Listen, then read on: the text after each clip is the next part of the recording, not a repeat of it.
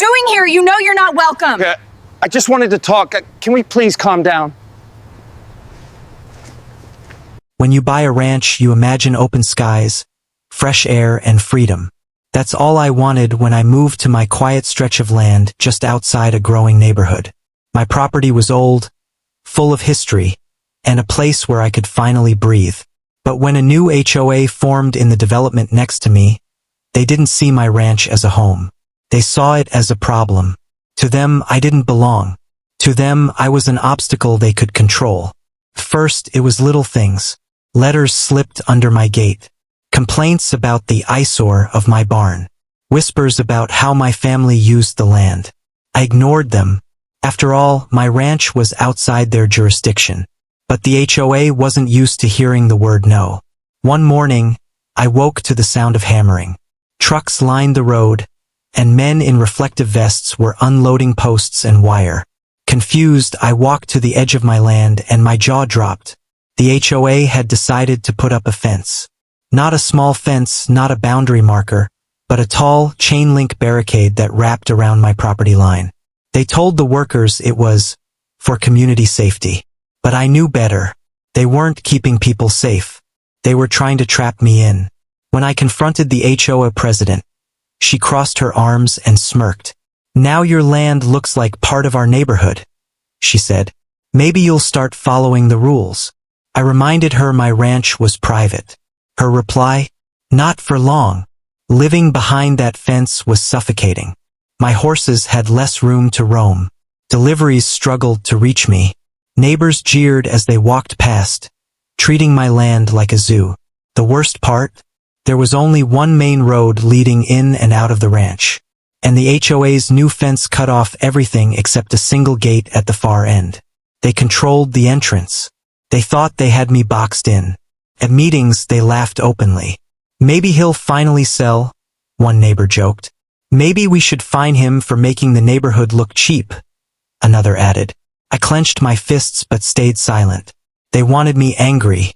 They wanted me broken. But I wasn't about to give them that satisfaction. Each day, that fence loomed higher, like a prison wall built around my own freedom. At first, I tried to brush it off, telling myself it was just an inconvenience. But slowly, the effects piled up. Friends who once came by on weekends stopped visiting because they didn't want to deal with the HOA's security checks at the single gate. Deliveries grew more complicated too. Feed for my horses often arrived late, and sometimes packages were sent back altogether because drivers couldn't figure out the new access rules. Even the mailman, who'd known me for years, started leaving letters outside the gate, shaking his head as if I were living in someone else's cage. The HOA knew exactly what they were doing. Every delay, every complaint, every new rule they whispered about in their meetings was designed to wear me down. They wanted me isolated, frustrated, desperate enough to put my land on the market so they could swoop in and claim it. But they underestimated me. With every smug laugh I overheard, every inconvenience they caused, I didn't get weaker. I got sharper. I wasn't planning my exit. I was preparing for their downfall. One night, unable to sleep, I pulled out old county maps of the area. I traced the lines, looking for some detail the HOA had missed. And then, I saw it. That single gate, the only entrance to both my ranch and part of their neighborhood, didn't belong to them. It wasn't part of the HOA's land. It was a forgotten strip of property, just big enough for a driveway and a fence. The next morning, I drove to the county clerk's office. The property was still up for sale. Neglected, overlooked, cheap. My heart pounded as I signed the papers. In one quiet transaction, I became the legal owner of the land with the only gate. I didn't tell anyone. Not yet. I wanted them to keep laughing. Weeks later, the HOA hosted a big meeting. They announced new rules, claiming they could now dictate how I painted my barn, how I stored my equipment, even how many guests I had. I stood in the back, silent. When they finished, I raised one hand. "You might want to check your access road before you make those rules," I said calmly. Confused, the president sent 2 members to look. Minutes later, they rushed back, pale-faced. He owns the gate," one stammered.